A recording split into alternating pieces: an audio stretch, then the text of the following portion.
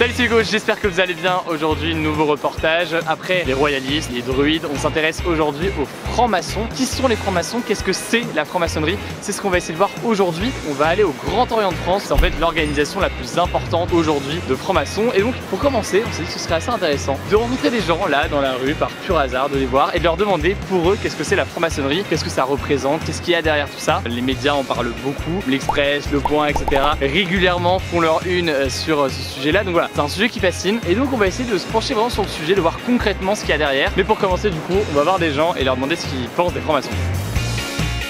Il fait beaucoup trop chaud et j'ai perdu mon éventail. Si je vous dis franc-maçon ou franc-maçonnerie, qu'est-ce que ça vous évoque? Antichrist et complot. Ça m'évoque les Illuminati, mais à part ça... Les Illuminati. Ok. Ça m'évoque une société secrète. Un peu une secte.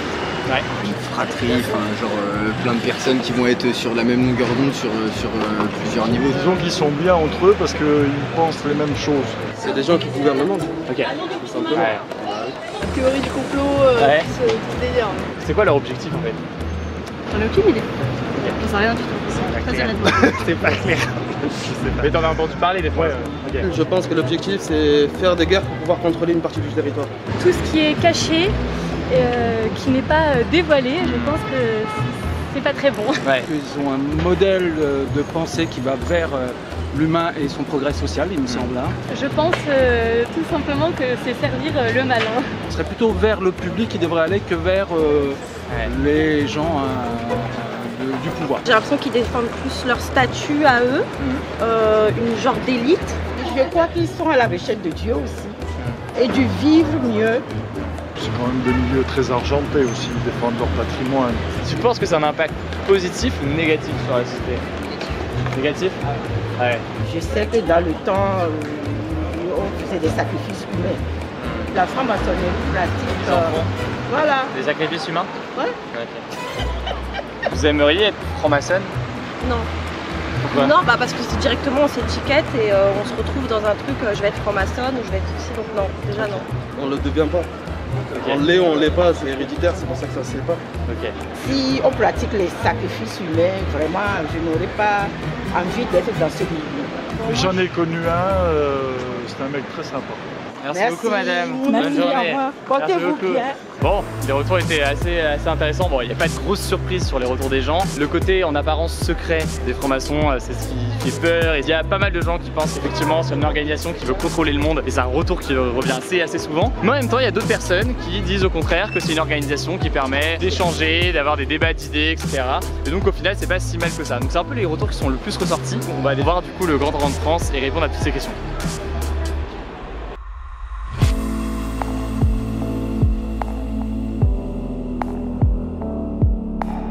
La maçonnerie, ça existe depuis un peu plus de 300 ans. Ce sont des hommes et des femmes qui, à un moment de leur vie, ont souhaité avoir une réflexion un peu plus poussée sur leur vie personnelle, sur le monde qui les entoure et à chercher à améliorer un peu l'homme et la société.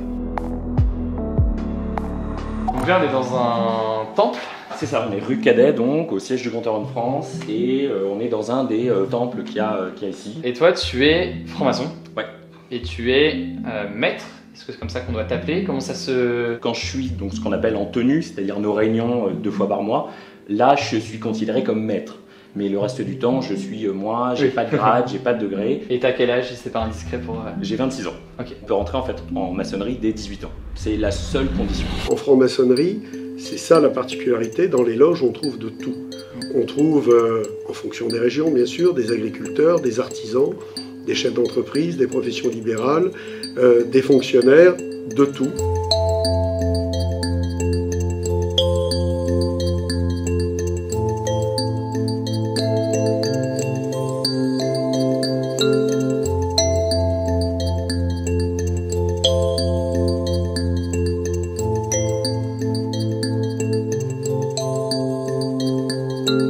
Bonjour Marie, merci beaucoup de nous recevoir ici. Comment est-ce que je dois te présenter? Comme Marie, c'est le plus simple, c'est mon prénom. Déjà. Et parfois, quand je suis en tenue, également le soir, donc dans l'obédience au Grand Orient de France, je suis également franc-maçon. Le titre n'est pas féminisé au Grand Orient de France. Ok. Est-ce qu'il y a beaucoup de femmes au sein des francs-maçons? Est-ce que c'est le cas depuis longtemps que des femmes peuvent être francs-maçons? Et comment tu vois cette question-là? Au Grand Orient de France, ça fait à peu près 10 ans, j'ai pas la date exacte en tête. Que des femmes peuvent être également au Grand Orient de France, mais elles peuvent l'être également dans d'autres obédiences, soit complètement féminines, soit mixtes. On est plusieurs et progressivement, il y en a chaque année dans les candidatures. Donc je ne suis pas toute seule. D'accord. En fait, la franc-maçonnerie, c'est globalement un conte. C'est un conte pour adultes. Alors le conte, c'est de se dire qu'on est un peu comme des francs-maçons, des gens avec un maillet, avec un ciseau, donc c'est le petit outil sur lequel on tape pour tailler la pierre. Et puis on va voir en fait qu'au début, quand on rentre en maçonnerie, on est un peu comme ça. C'est-à-dire on est un peu comme une pierre brute. Une pierre qui a encore plein d'aspérités, plein de défauts. Et puis progressivement, en taillant sur sa pierre, c'est-à-dire en travaillant sur soi, eh ben, on va peut-être devenir une pierre un peu plus lisse, un peu plus taillée. Et l'objectif, c'est simplement de chercher la perfectibilité, donc l'idée de s'améliorer en permanence, et de se dire qu'on peut toujours faire mieux.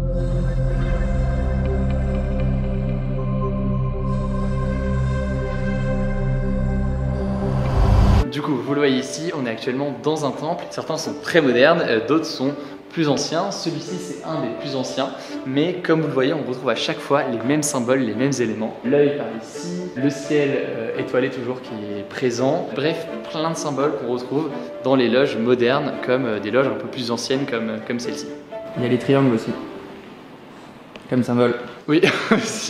Cet œil dans le triangle, que vous trouvez sur le billet d'1 $ en haut d'une pyramide, vous le trouvez aussi dans un certain nombre d'églises.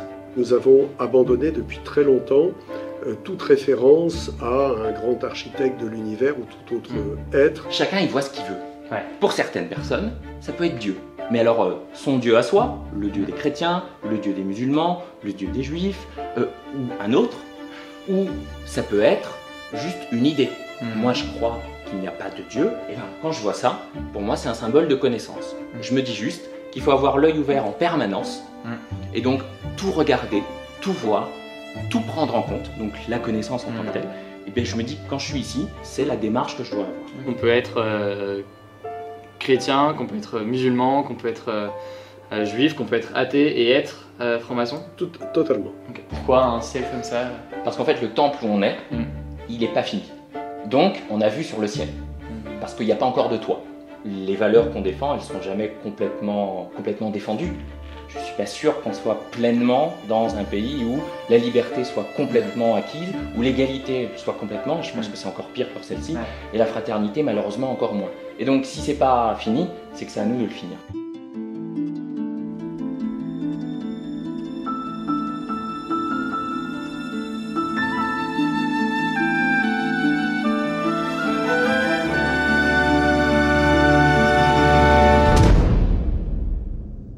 Je connaissais aucun franc-maçon. Sur le site, il y a un onglet.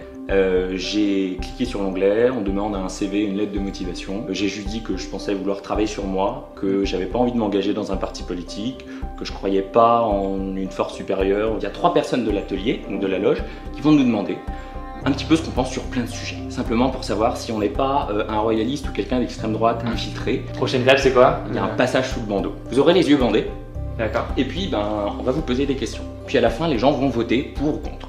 Et les yeux bandés, c'est pour qu'on puisse pas voir l'intérieur de... C'est pour 2 choses. Si on fait venir quelqu'un qui est un extrémiste et puis qui voit tous les membres de l'atelier, il va pouvoir dénoncer derrière qui est qui.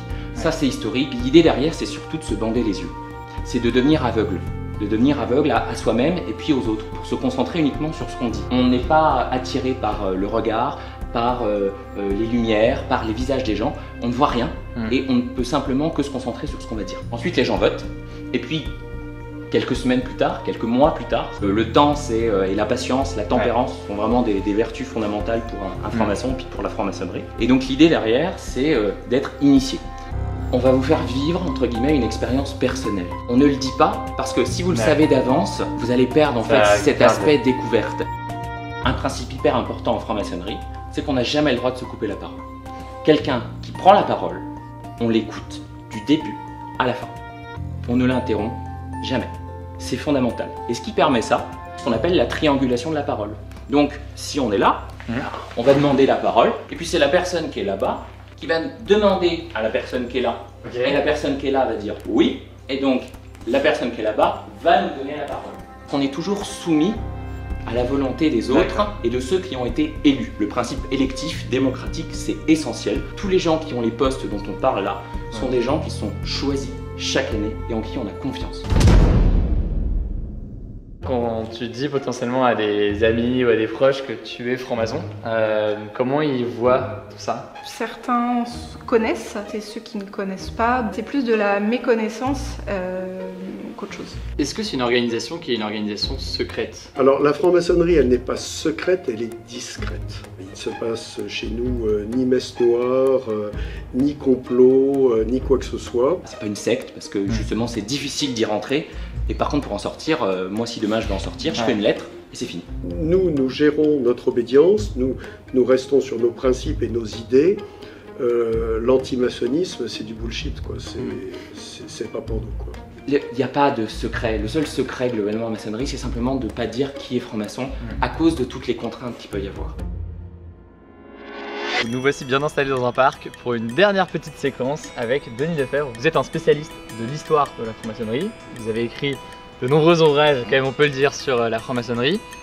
Et donc, c'est un sujet a priori que vous maîtrisez assez bien, que vous essayez de maîtriser. Beaucoup de temps. On a pu discuter au début de ce reportage avec des gens dans la rue de la franc-maçonnerie. Il y a eu des retours positifs sur la franc-maçonnerie et il y a eu aussi pas mal de retours plus négatifs qui doutaient un peu de ce qu'il y avait derrière la franc-maçonnerie. Comment expliquer une telle défiance et un tel rejet? Sur l'hostilité, c'est que je pense que les gens, beaucoup de personnes ont une approche autour de cette notion de club, d'association fermée, discrète.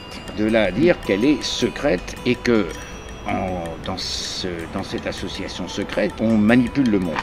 Et je pense que c'est une notion qui est apparue dès le 18e, surtout le 19e siècle, cette notion du complot maçonnique, ces gens qui dans l'ombre sont des acteurs économiques, politiques, sociaux et manipulent au service de leurs objectifs qui sont de contrôler le monde. Et ça, les gens sont assez inquiets. Alors, mais comment l'expliquer qu'ils soient aussi inquiets? Mais parce que les gens ont peur de ce qu'ils ne connaissent pas.